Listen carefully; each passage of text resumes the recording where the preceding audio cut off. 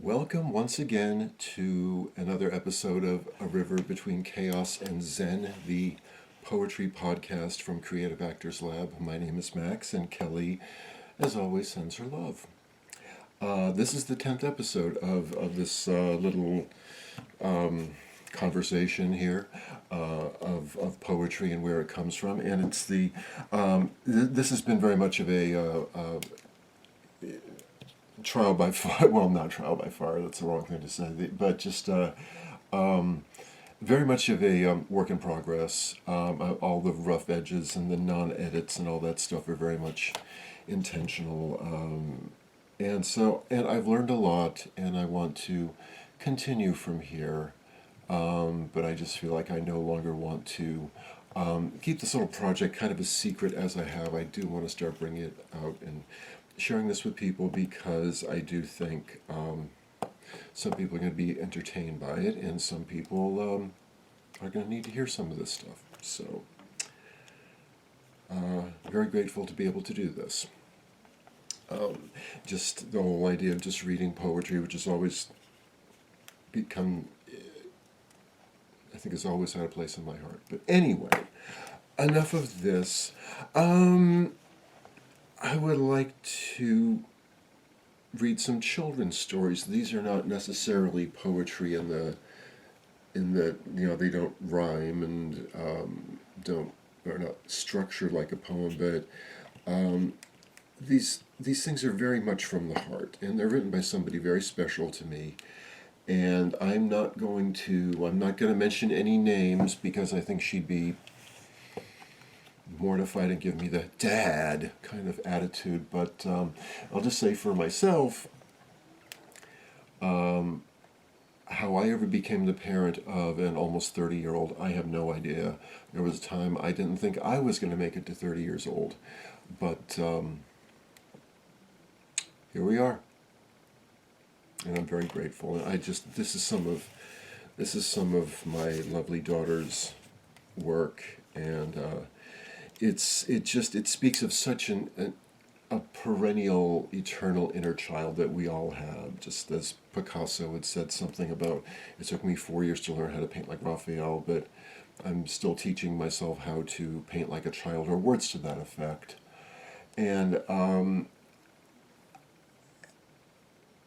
I just think, for as much as I could expound upon these few pieces that I wanted to read, I just think it's better if I just keep my big mouth shut and let the words in the story serve the purpose, rather than me sitting here and bellowing and expounding and yammering and jaw jacking and whatever else. So I will say this is also to get back to, again, if you've ever had me as an acting teacher, I've told the story, I'm sure, about the Voice for the Stage class that I had when I was still back in school studying theater, and the time that our instructor had us do an exercise of reading kid stories in front of the whole class, and you had to speak in your normal voice, and you had to have 3 character voices, and it was honestly one of the fondest memories I have, actually, of my young days as a theater student. So, that being said, I'm going to stop talking like I promised and read something. This first one is called The Moon Follows Boo.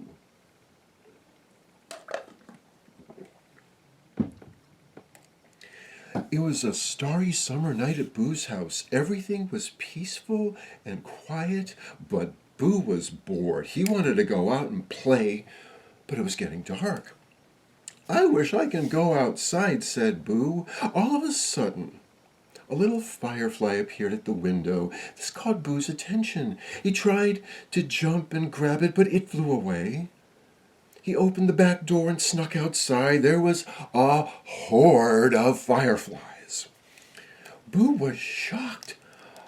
"Wow, it's so bright." He jumped and pounced, trying to catch them. This was fun. The butterflies moved and danced whenever Boo wanted to get them. Boo's fun came to an end when he realized he had walked too far from home. Everything was dark and scary. The trees had eyes. He thought the boogeyman was watching him. "Mommy! Daddy!" Boo cried. No one could hear him. He was all alone and scared. "Don't be afraid, Boo," a gentle voice said. Boo looked up and saw the bright shining light of the moon. The moon spoke again. "I'll use my light to guide you home." Boo was overjoyed. "Thank you."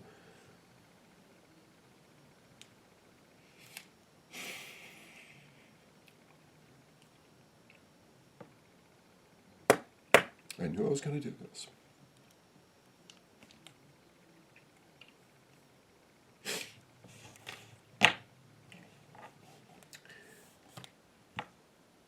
The moon smiled.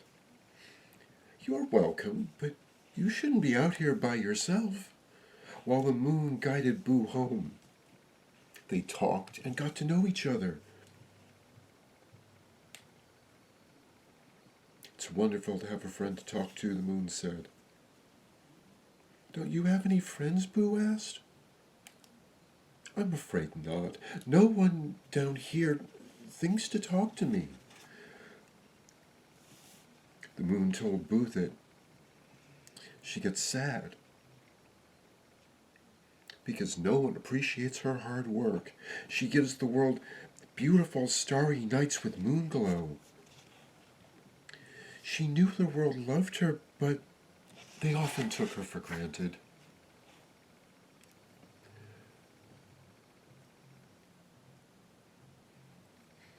But Boo felt bad for the moon. She deserved a friend. Whenever I feel alone, I think of things that make me happy, like catnip and naps. "What makes you happy?" Boo asked.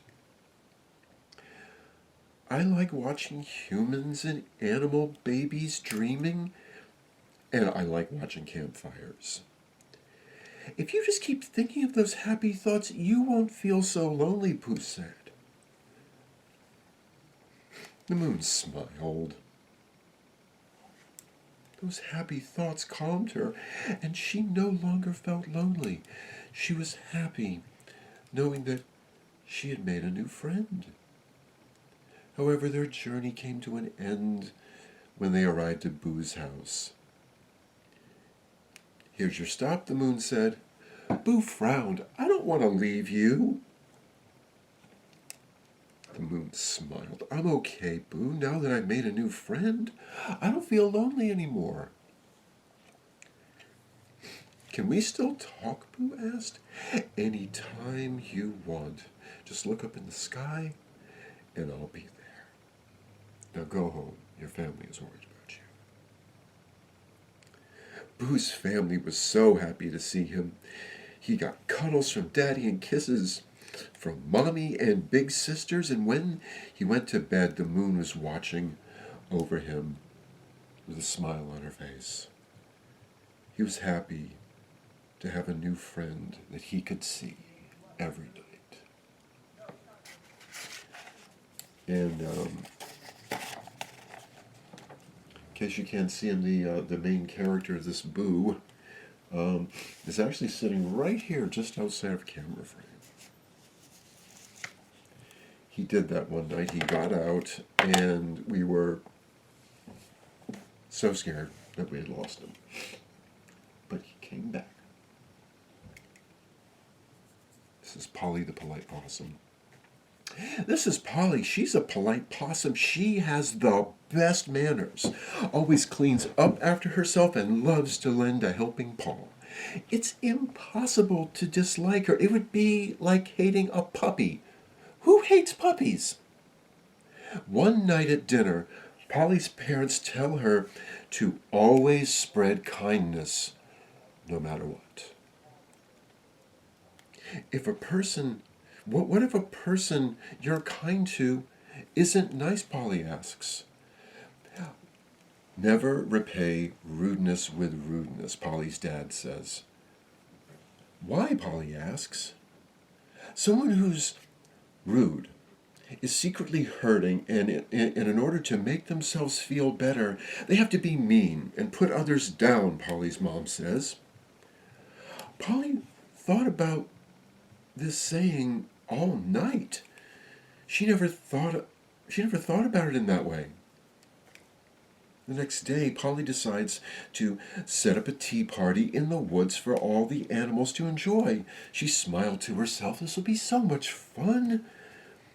Then she heard a bump in the bushes. She turned to see 2 raccoons. She smiled and greeted them. Hi, my name's Polly. What's yours? The boy raccoon rolled his eyes. Name's Bandit. The girl raccoon scoffed. Gem. Polly was taken aback at their attitudes, but then she remembered what her parents told her. Would you like to join me for a tea party? Polly asks. Whatever, Bandit says. Got nothing better to do, Gem scoffs. Polly smiles. Thank you so much. Polly gives the 2 raccoons a tray full of treats. Can you put these cakes on the table, please, and thank you? Yeah, whatever, Gem said. Once Polly's back is turned, Bandit and Gem eat all the cakes and didn't spare one for Polly. When she saw the trays that were empty and the table had no cakes, she was confused. What happened to the treats? Polly asks. We were hungry and they looked delicious, Gem grins. You should have been watching us, Bandit agrees. Polly was disappointed, but she didn't let it show. That's okay. I have extras. Can you set the table, please? The raccoons rolled their eyes. Whatever, Bandit said. Polly went back to the kitchen to get the extra goodies. Bandit and Gem take this chance to do some more damage and break all the tableware. Cups, plates, and silverware were broken and shattered into little pieces. Polly rushed out to see what all the chaos was about, and when she saw the mess, she was devastated. Oops, sorry, Bandit grins. It was an accident, Gem grins. That does it. No more Miss Nice Possum. You're not welcome to the tea party. Please leave. Ben and Gem's smug smiles turn to frowns. We're sorry, Bandit says. It's just how we have fun, Gem says. Polly's face softened. My parents fight, and it's really loud, Bandit says. My parents split up and they don't pay much attention to me unless I'm bad, Gem says. We're sorry we ruined your tea party, Bandit says. Can we help you clean up, Gem asks. Polly smiles. Sure. Once everything is spick and span, Polly decides to teach Bandit and Gem a lesson of manners. It's hard for them at first, but Polly guides them, and soon they understand. When the tea party started, the raccoons were nervous. What if they don't like us, Gem asked. Don't be silly. They're going to love you, Polly smiles. I don't know, Bandit says. Just remember what I taught you, Polly says. Polly's friends welcomed the raccoons with open arms. Tea and treats were served, and they were on their best behavior and weren't rude. By the end of the party, Gem and Bandit had a wonderful time. Thank you for letting us stay, Bandit says.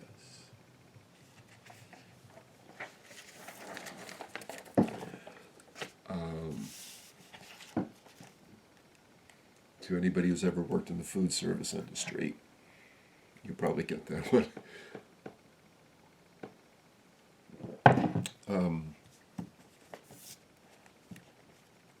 There's a lot I could say about this next, but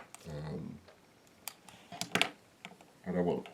I'll just try my best to make it through. It's called Ellie in the Closet. This is Ellie. She's a rainbow lizard. She wants to make new friends and be a regular kid. However, she's afraid of others teasing her because of her rainbow scales. One day she goes to the park and tries to play with the other little animals. One duckling saw her, got scared, and ran to his mother. The mother duck gave Ellie an angry look and in an icy voice said, "Leave and never come back." Ellie ran home and hid in her closet. That night she cried herself to sleep. Who wants to be friends with an ugly lizard anyway? The next day, while playing with her dolls, she heard the closet door open. Panicked, she hid under her sleeping bag. "Hey there, are you okay?" a voice.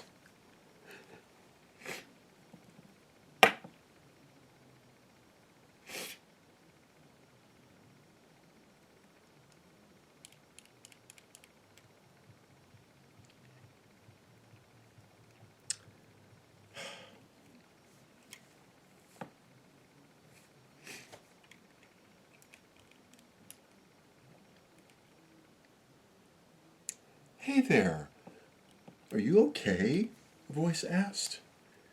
Ellie felt shocked. No one had ever asked her that before. "I won't hurt you. My name is Storm."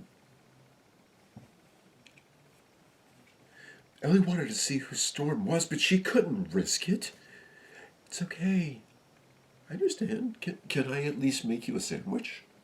Storm asked. Come to think of it, Ellie was a little hungry. "Can I have a peanut butter and jelly?"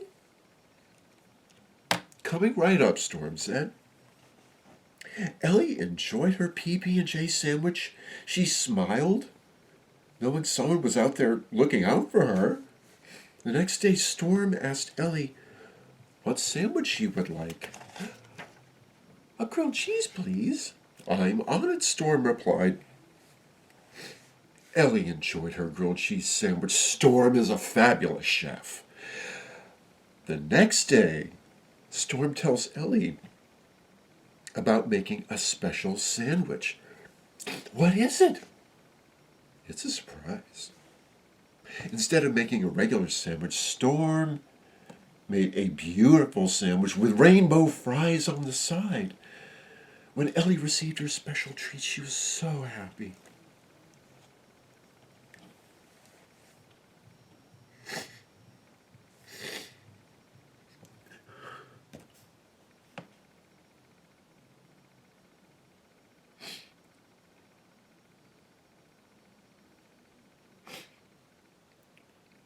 The rainbow sandwich looked just like her. In fact, it seemed too pretty to eat. But Ellie was hungry.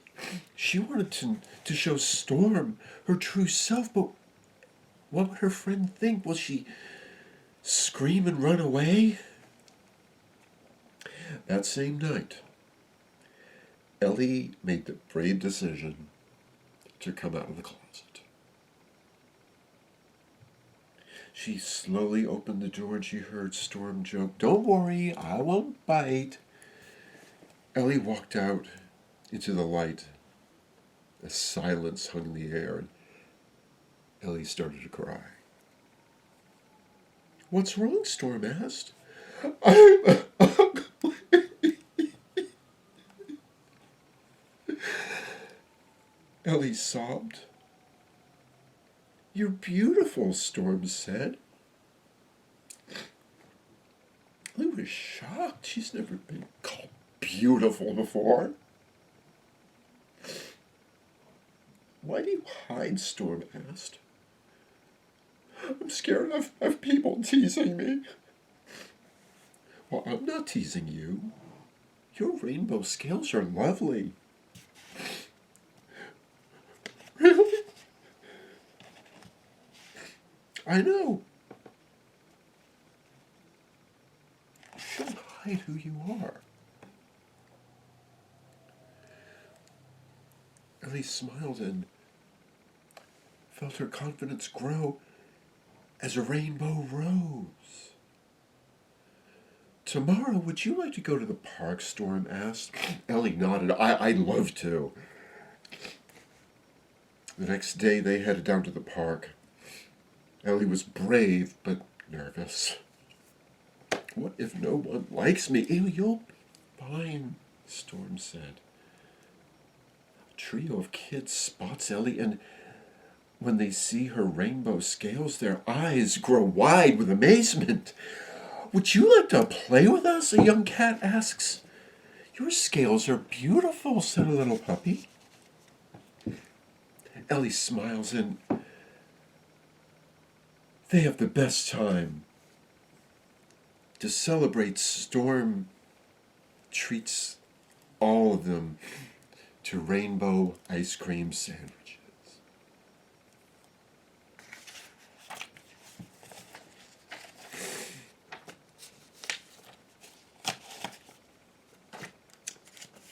And I'm going to need to rehydrate after all of this fluid loss here. I want to do one more, and this one's called Rapunzel Pup, and I'll just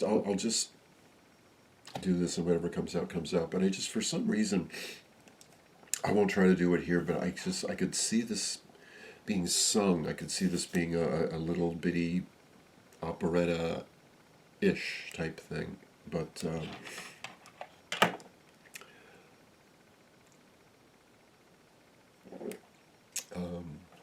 this is the last one. It's called Rapunzel Pup.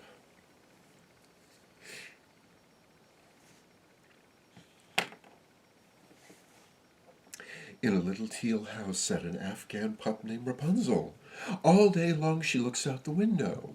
Rapunzel's mom would not let her go outside and play, and you're probably wondering why. It's because Rapunzel has a fake left leg. Her mom worries that everyone will tease her, so she keeps her daughter locked up all day to protect her feelings. Rapunzel just wants to play with the other kids, but she's afraid her mom will get mad. One day, when Rapunzel sat by her window, she heard two small voices. Hey, Rapunzel Pup, said a girl's voice. Rapunzel looks down and saw a possum and a raccoon. I'm Ben, and this lovely possum is my friend Pippa. Why won't you come down and play? My mommy won't let me, explained Rapunzel. Why not? Asked Ben. I have a fake leg, Rapunzel replied. Can we see? Ben asked.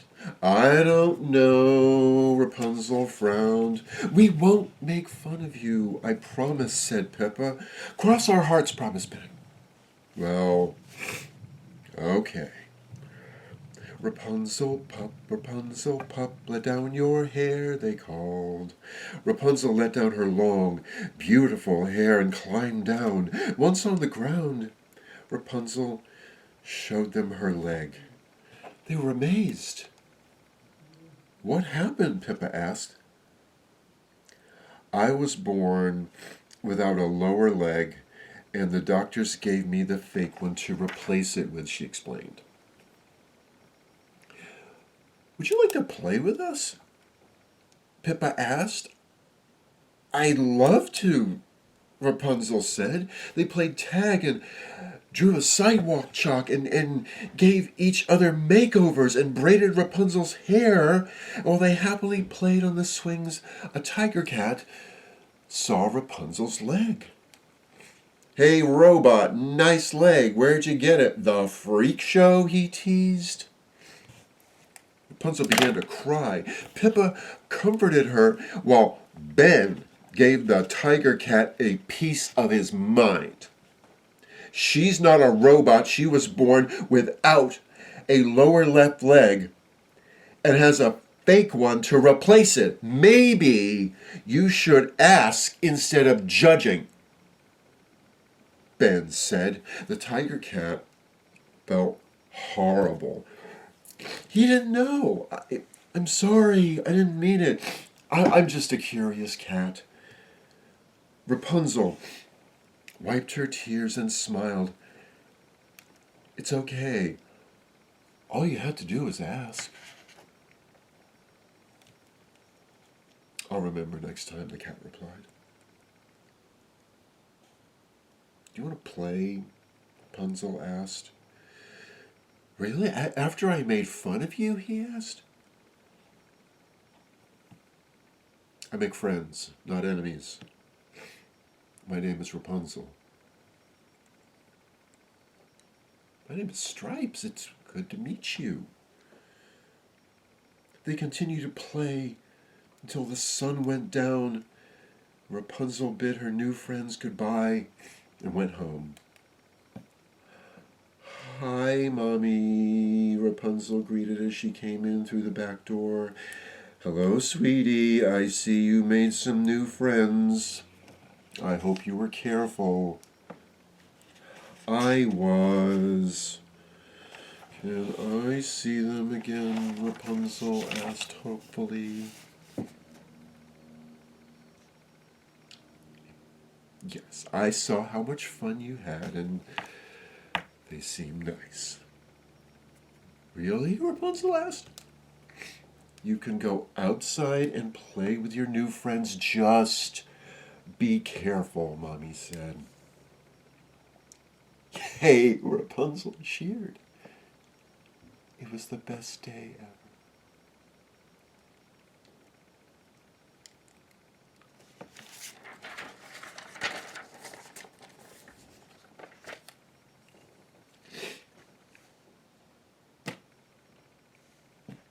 Thank you for listening